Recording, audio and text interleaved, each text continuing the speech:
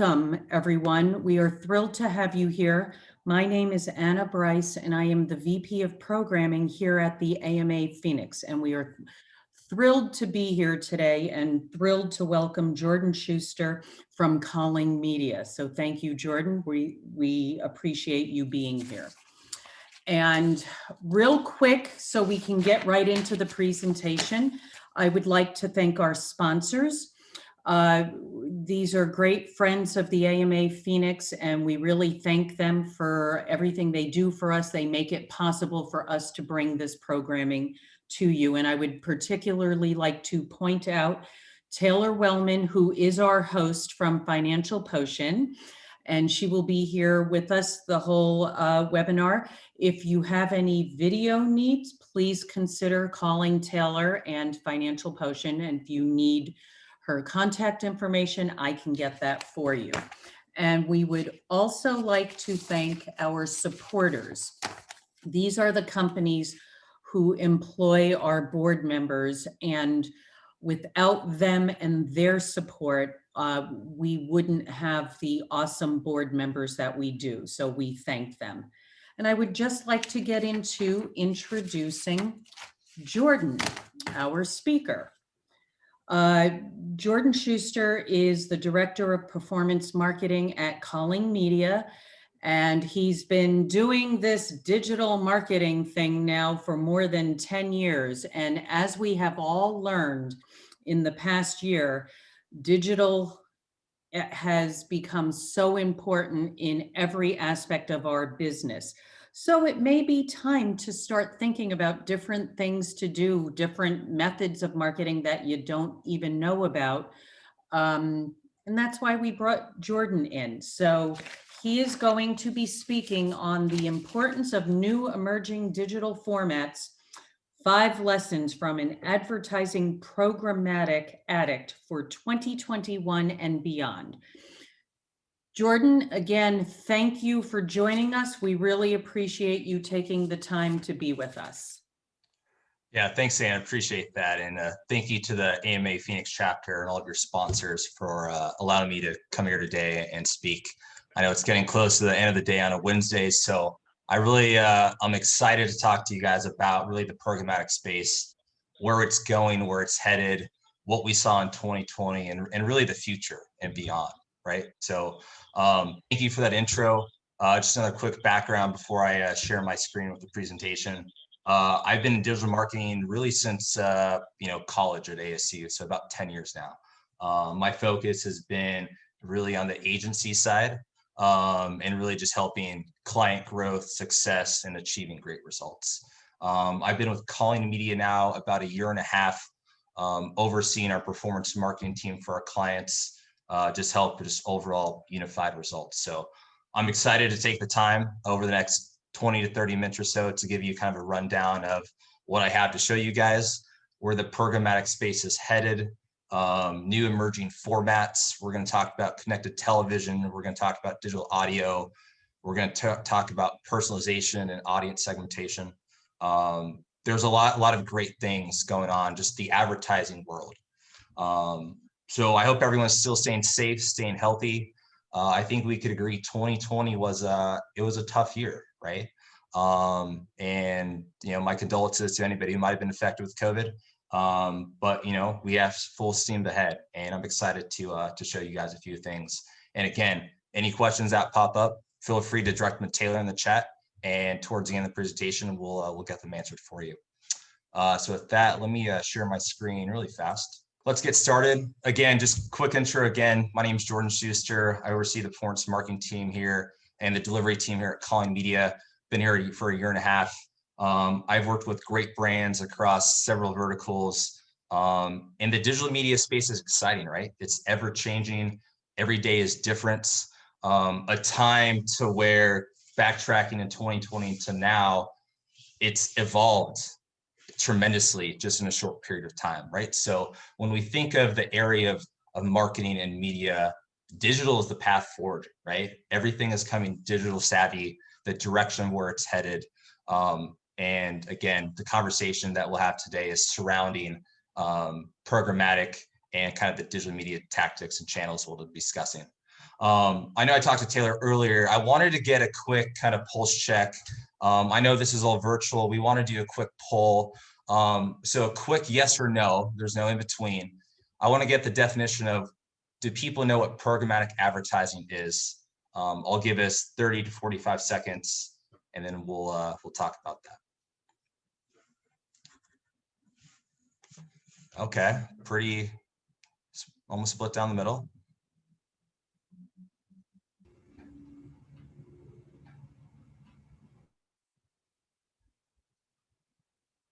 Couple more. Two more votes. Who are those people? Vote now. People, come on. You could do it. Might be here all day. People on the phone. I know sometimes they have issues seeing the poll. So okay. Yeah, and there's one person on the phone. So we'll go ahead and end the polling and share the results with everyone. Perfect. So almost half and half, right? So thank you, everybody. That was kind of my icebreaker for today.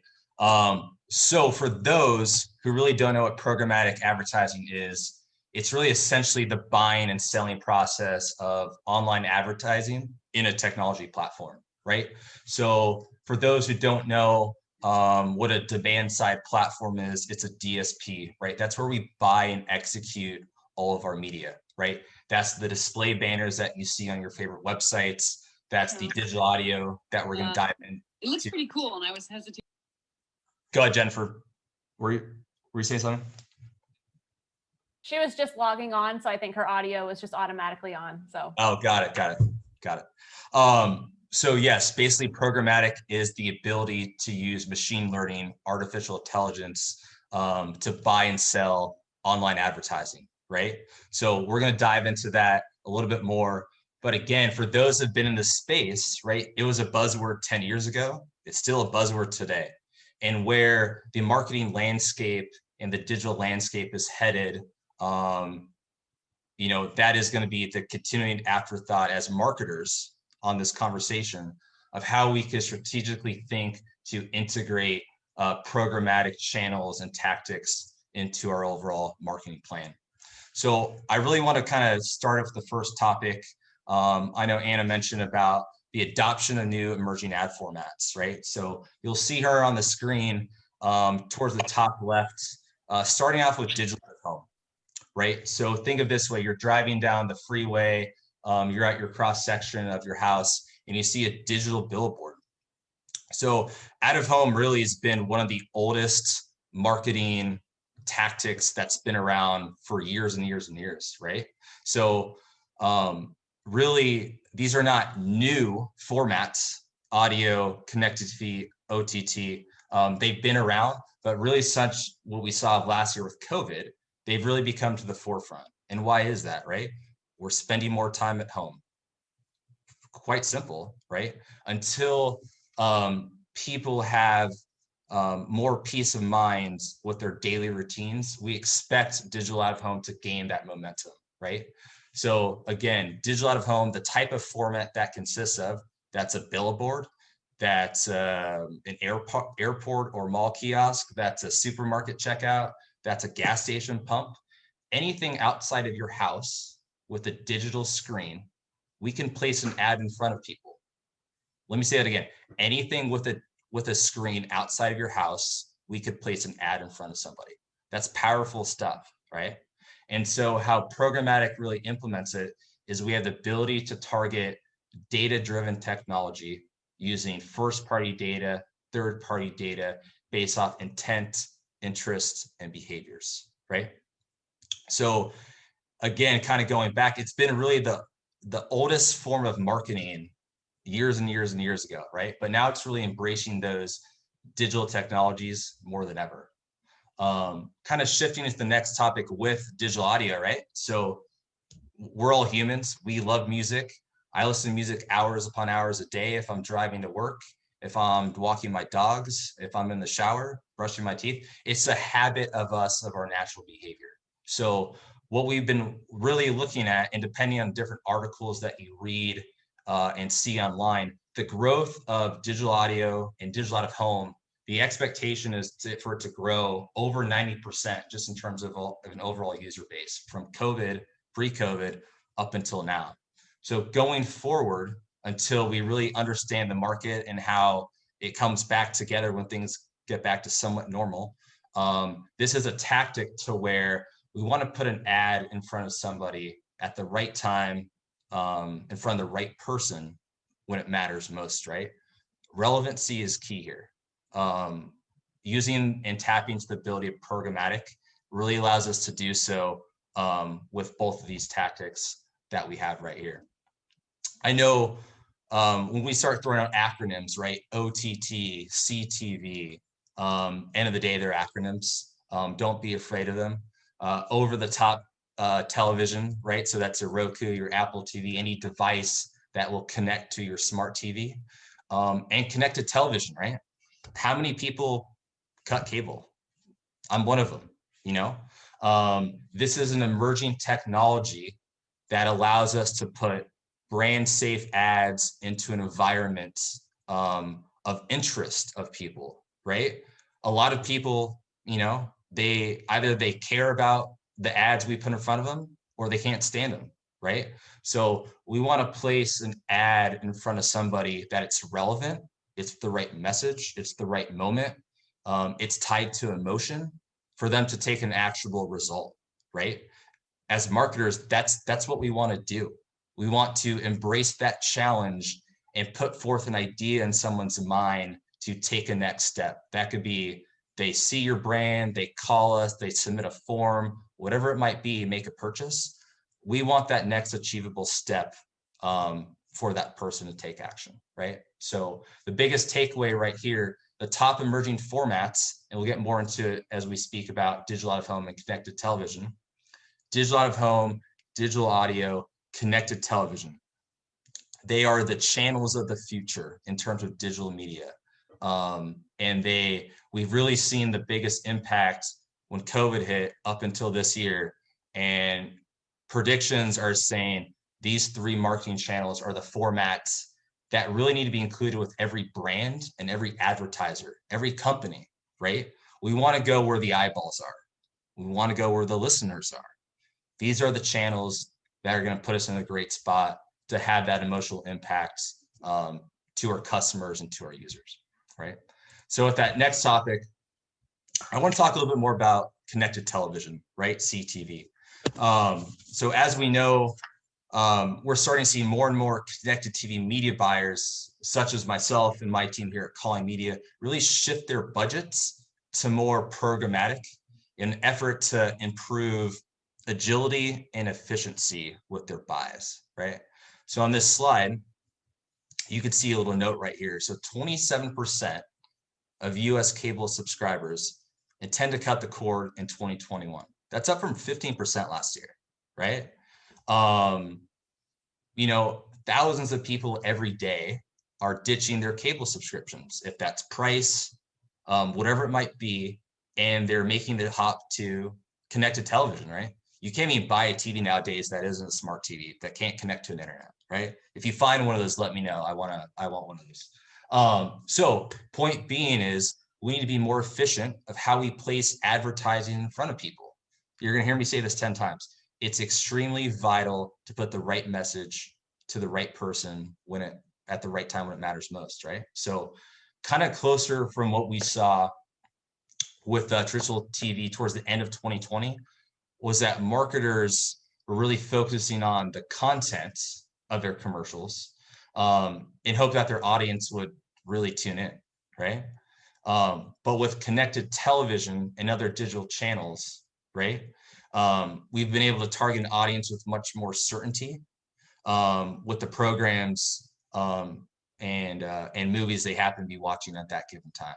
So one of the things that I've seen and our team has seen with a lot of the clients that we work with here at Colling Media is those who execute connected television campaigns is the ability to really target those, I would call them hard to reach users, right? That hard to reach audience.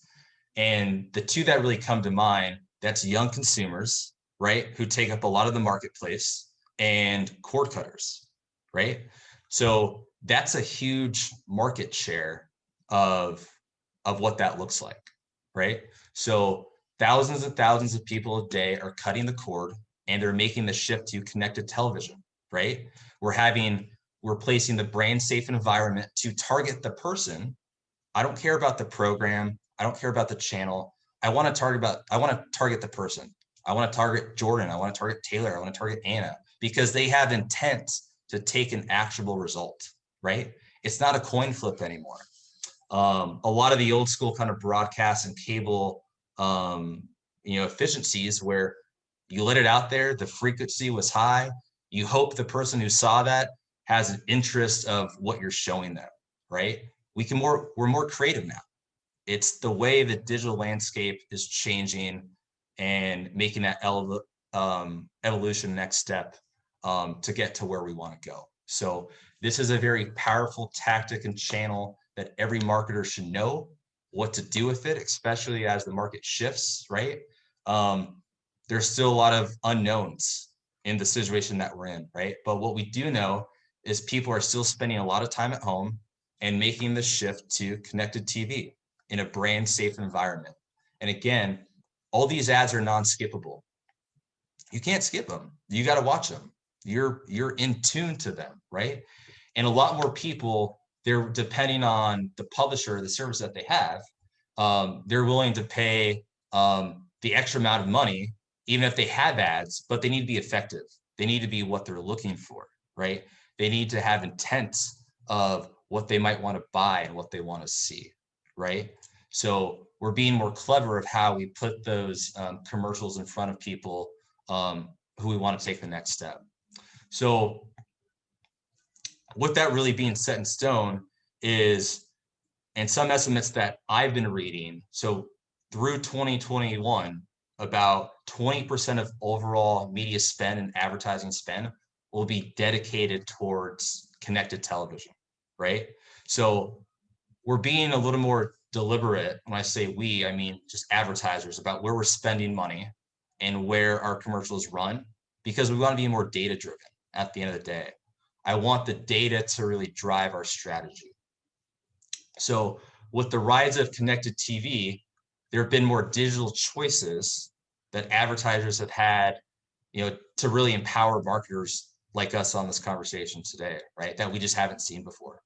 And in my opinion, the inevitable future really is that all advertising and media will become some form of programmatic, whether we like it or not.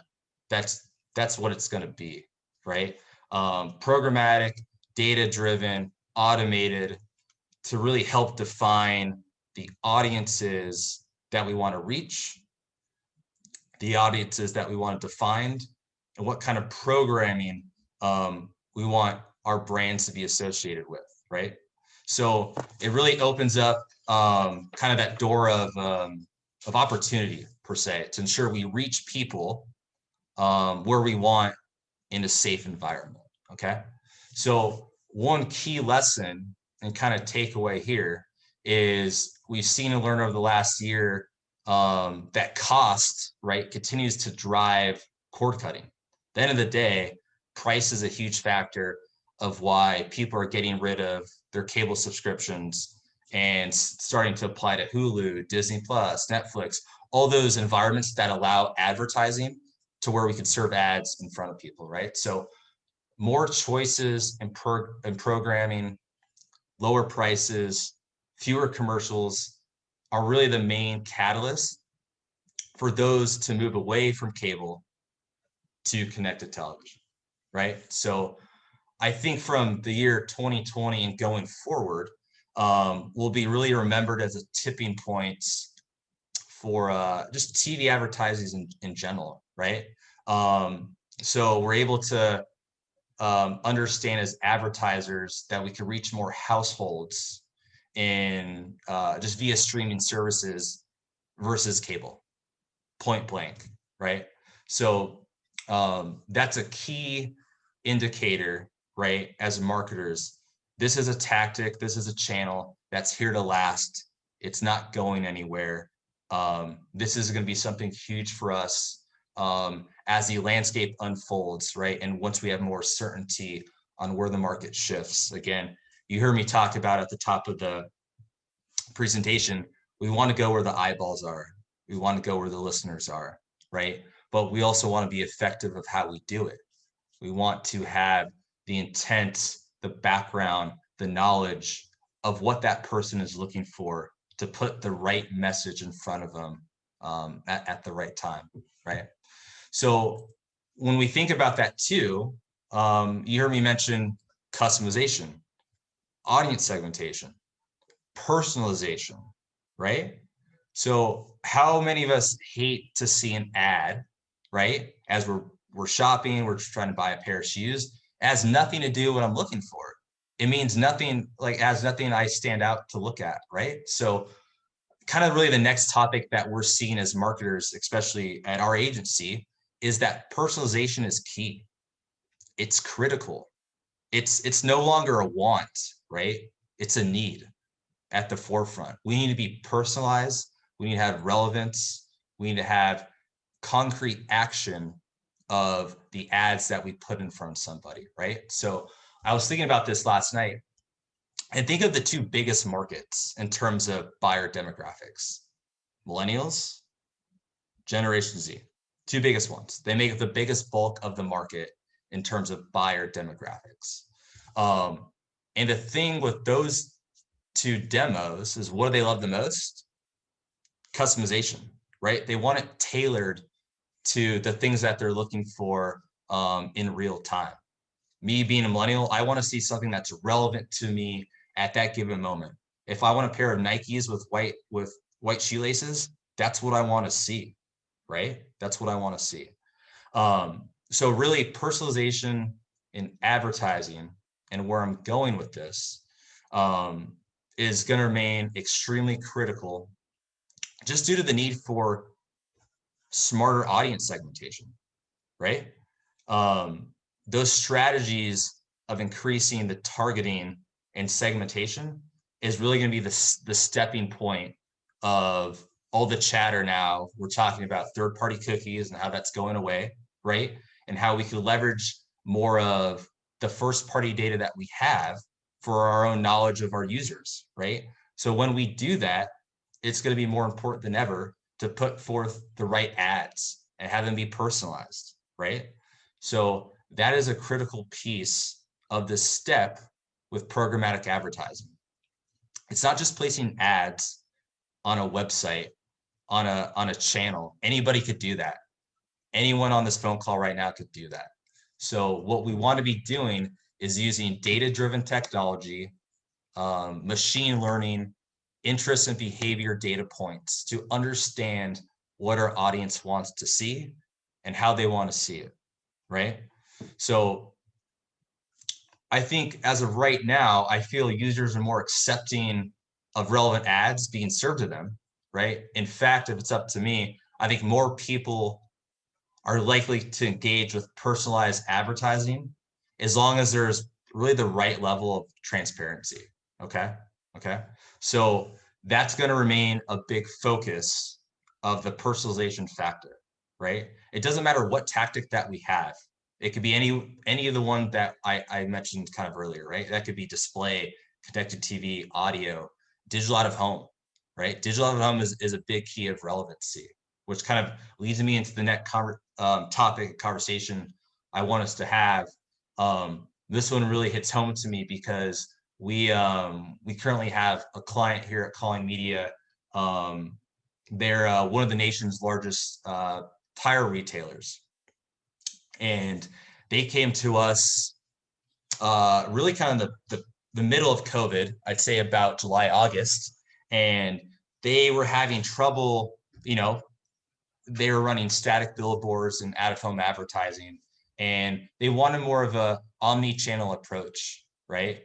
And so they wanted to be able to tie offline attribution programmatically. So when I say offline attribution, I mean they want to show ads in front of people, but they also want the trackability and measurements of foot traffic, right? So that stuff is powerful, right? You could place an ad in front of somebody via a digital billboard or any type of out-of-home tactic and format and track offline attribution, right? If you're exposed to an ad, you drive past an ad, we tie that, again, what's always in our pocket? A phone, right? No matter what, our phone's always with us. So we could actually capture those exposed device IDs from a person who happened to drive past a digital billboard into a store, into location, right? They want to understand the lift. So where I'm going with this is kind of the use case, and it's great that I'm mentioning this because this is a tactic that a lot of marketers are really embracing right now. And what we saw, and they actually became one of the first advertisers to do digital out of home programmatically via a DSP, right? So there's hundreds of DSPs out there. Just to let you guys know, we use the Trade Desk that's been around for a while, and they're the first advertiser in their beta to run digital out of home via programmatic. And what we actually saw from August of 2020 to December of 2020, we actually achieved over 950,000 store visits and saw a lift of over 45% of those who have not been exposed to an ad before. So they're coming to the store for the very first time after being exposed to a digital out of home ad, to a billboard, right? So I feel the real power of digital out of home, you know, it lies in its ability to reach groups that are really highly desirable consumers, right? We could tap into first party data. We could tap into third party data. We could use custom weather triggers, right? We could do geography. We could do a sports score, right? The Super Bowl is in a couple of weeks. If we want to tailor to an audience surrounding, sports fans, we could target an ad to them that way via programmatic through a DSP. Okay. So it's being able to really deliver the relevant ads of that data that gives it more power, right? So again, digital billboards, kiosk, convenience stores, it's really endless of the screens that we could tap into and put forth the right message in front of those people. Because again, I think I said relevancy probably 10 times in this last 30 minutes. It's crucial. It's important. It's vital to make sure that we have the right message in front of people, right? So again, being able to leverage sophisticated targeting in real time to dynamically change these ads, right? So that could be creativity based on a weather trigger. If it's snow, extreme heat, ice, rain. So we're able to achieve results and dynamically change ads into that environment, into that ecosystem of thousands of locations across the country, right? For this advertiser. So the point being here is the ability to target via digital out of home. It's endless, right? The possibilities are second to none. And you can't say that about every digital tactic, right? The digital landscape is evolving. It's changing every day. It's becoming more powerful every day. And this is something as marketers and the rest of us on this conversation is we need to understand what tactics make the most sense with our brand, our clients, our audience, our customers, right? To make sure we have the right channels and we're there every step of the way throughout their journey, right? So, pardon me, that kind of sums it up in a nutshell. I want to thank Anna. I want to thank Taylor. I want to thank the AMAs again, their sponsors, for allowing me to chat today. The programmatic space it's a crazy thing. It's a crazy environment. It's ever changing. Every day is challenging in a good way. And I hope that from this conversation, you guys learn at least something. So I'll pass it back to you two, and any questions that anybody has, we'll go through them. Excellent. Well, thank you so much. Such great information. And we did have a few questions come in. So we'll ask those questions first, and then everyone else, after we ask these first three questions that came in, feel free to unmute yourself and let's just have an organic conversation around this. So one question that just came in is, are QR code campaigns still effective IYOs, Uber, signs, bus stops, bus stop benches, would you still be using those QR code campaigns? Yeah, so it really depends on really kind of the environment that you're in with QR codes, right? Especially now with COVID, we're at a menu at a restaurant and we're scanning that code, right? So it really depends on how you're defining success, right? I think there's a purpose of leveraging different types of QR code campaigns. If that's programmatic, if that's via social channels, Facebook, Instagram, I think it's still an effective way to market to consumers. It really depends on what you want to achieve, right? What is your success metric for that, right? But with that being said, to answer your question, yes, I think they're effective to do, but it's really defining is what is the metric of success if you're going to run a campaign of that type. And Western Asset Protection, did you want to add on to that question at all?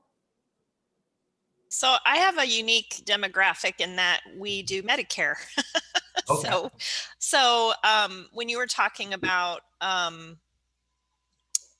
the beginning about the two groups spending the most and cutting the cable and all of that, from, I would say, and I don't have stats to back this up, but 50 and up are still in love with cable. Oh, yeah. I got rid of my cable, but I know, like, my sister is diehard. She will not give up cable until it is taken from her. Yeah, So, right. It's a mixed so bag. I mean, she'll even live without Wi-Fi to have. I mean, Really? whatever. So I guess I was just asking, and you may not have a lot of clients that you cater to in that demographic, but I was just curious.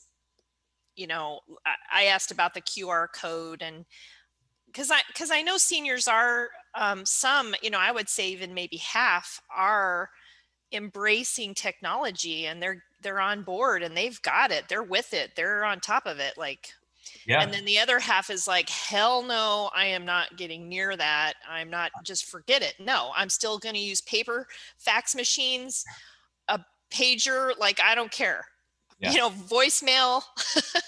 I mean, so yeah, so I was just curious, if you had any insight for If you don't mind me asking, so when you're developing those campaigns, what type of channels with the QR codes is that well, I mean, so what's interesting is we train Medicare agents, and that's shifting. We have young, middle-aged, and old Medicare agents.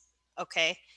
And so on a limited budget, we're trying to get in front of their face and say, come train and learn with us, and we'll nurture you along to become this amazing world-class agent, and you'll get, tons of clients. And so it's just this balancing act of trying to get in front of just a variety of different demographics. So we were thinking about maybe doing, because our home base and our bulk of our business is Arizona, but we're trying to get out more national. Yeah. And so we've just been brainstorming and throwing around ideas, and someone had said, do QR codes even still work? Would a young adult to a middle-aged adult still, just for curious sake, go through that? Yeah. And the ones speaking on our behalf at my agency is really executing those via Facebook QR code campaigns. In terms of programmatic and other digital channels, I have not been really tied to that firsthand. Obviously, we want to be very hyper focused of who that audience is. I know you mentioned seniors, and kind of that skewing a little higher. So I definitely think there's a way for it to be effective, but having the right opportunity and doing it on the right channel to where it's kind of a balancing act, right? Because we want to know where are they spending their most time, right? I'm glued to my phone every day. I'm on even at work, right? We're on Facebook. Sure. Right? We're on Instagram.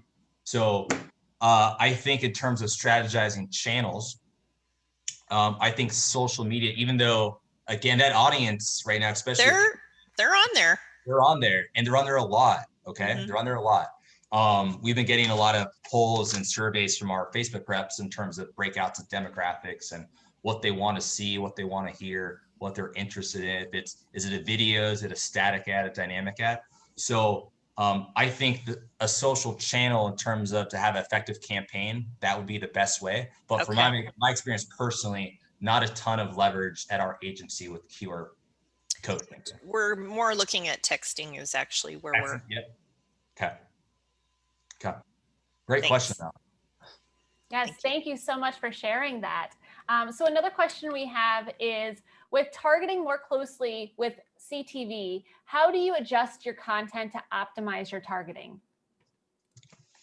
Yeah, so we want to understand first, in terms of content, what type of ad, what does our audience look like, right? We need to ask those questions first. We need to know our demographic, our age, our gender, their interests, their behaviors, to really tailor the content effectively, right? Because, for example, I need to have different messaging if I'm coming to a website the first time or if I'm coming to the website several times, right? You need to speak to me different. And the strategy is no different versus running the content, leveraging the data behind the audience targeting, right? So the message needs to be tailored and really hyper-focused surrounding the audience material via connected television, right? So you heard me talk about that's first party, and I encourage everybody to leverage your own data, right? The whole conversation with third-party cookies and those going away, those need to become more powerful. So it's going to come down to segmentation of your audience to really help define your content strategy of really the spots that we're putting in front of that audience. And those demographics are provided by the DSP.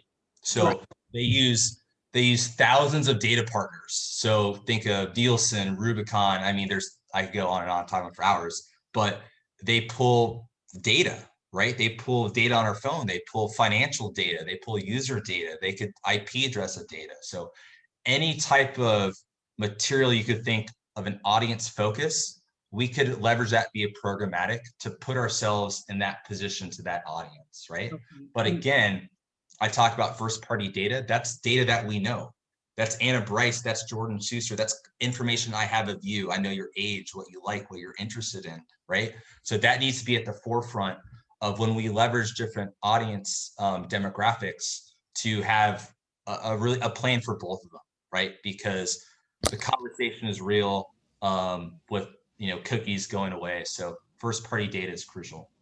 And then another data point, I guess, would be the fact that we can walk around with our televisions because, right? Like we were never able to do that before. Like when I'm watching my baseball game, for example, I'm literally, sometimes I'm in the car, like if I'm the passenger for 4 hours, well, then I'll put, whatever on, whether it's Netflix or my game or whatever, It's crazy to think about. I mean, even 5 years ago, 10 years ago, being able to leverage just channels, shows, and our favorite things we watch in our pocket now, it's I can only envision what the next 10 years are going to look like. It's kind of a scary thing because probably be here sooner than you know it. But yeah.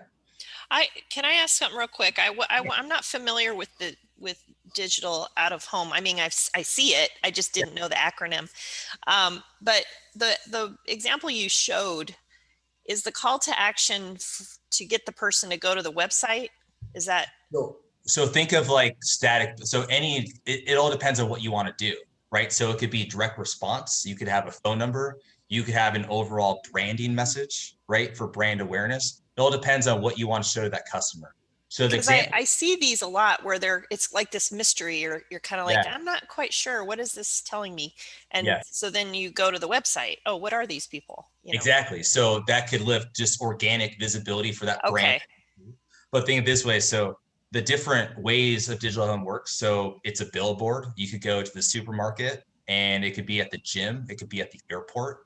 Anything with a digital screen, we could place an ad in front of somebody, right? With intent though, there's data behind it. We're not just putting something out there and have it be a coin flip. So the case study I mentioned earlier is we have a tire retailer, right? A national brand, and their biggest focus was to use custom weather triggers to engage people. So that's snow, that's rain, that's ice, that's thunderstorms, whatever it might be. But their goal was to show lift, right? In areas to where we had digital out of home, in areas where we did not, right? So we're able to attribute anyone who's exposed to those ads, the highway billboards, and physically come into location, we could track that, right? That's trackability, that's measurement that a traditional static billboard we just can't do, right? So that's how powerful it is. Any type of ad format in any type of real life situation, we could place that ad in front of somebody and we could show again, and even online attribution. So they see the ad, they go to your website, they check out, they fill out a form, they give you a call. All that is trackable and measurable via programmatically. But great question. Yeah. We just got another question coming into the chat. Do you think, and how do you think 5G is going to change digital marketing? Yeah, that's with 5G, that's there. I know there's still a lot of unknowns and the impacts of what that's going to look like. Tell you the truth, I wish I had more information on how it's going to impact our day-to-day and how it's going to impact digital channels and marketing, just the whole digital ecosystem regardless. There's still a lot of communication out there of what's going to happen and the insights that we have. I'm just hopeful as a marketer myself, it doesn't impact our clients and our brands in a negative way to where we really have to shift our focus and strategy. That's going to be really ever changing for us, right? I think right now we're at a time to where it's still kind of coming up, right? We talk about the Facebook iOS 14 update and how that impacts with Apple, right? We're talking about third-party cookies. So I think right now, for me, it's too soon to really understand the full focus, in my opinion, how it's going to change the digital marketing landscape. Not really the best answer. I don't know enough yet to give my kind of opinion and response, but that's kind of what I have for right now.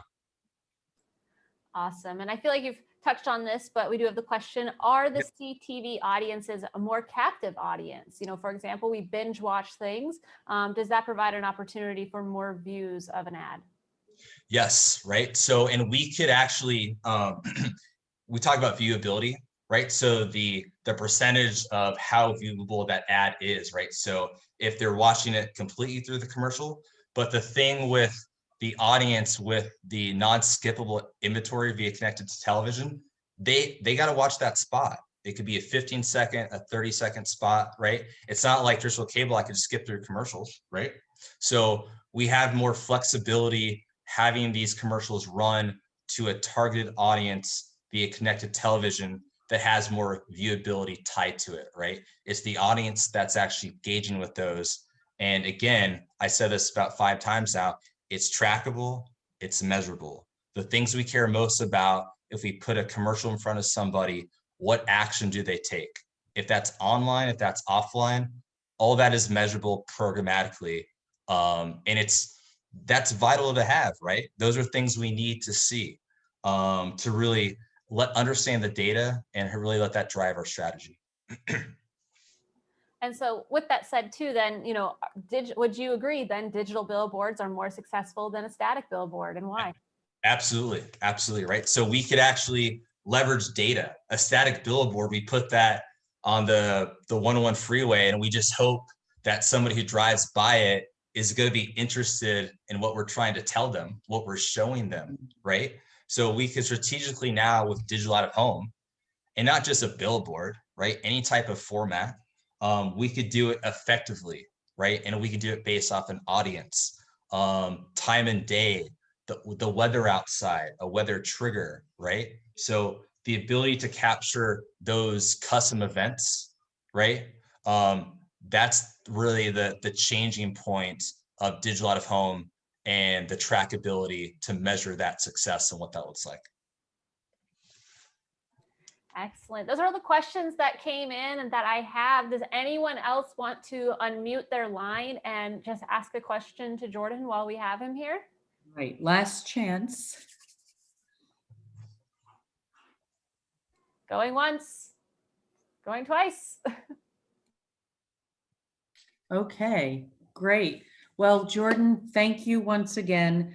Again, with all this new digital formats that we need to be thinking about, or just honestly, the way our behaviors have changed, it's just really something, we have to think about.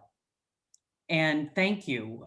This really helped us. And everybody, you will be getting the presentation and the video, the link to the video. So you can definitely review all the good information that Jordan gave us. But Jordan, thank you for joining us. We really appreciate you taking the time.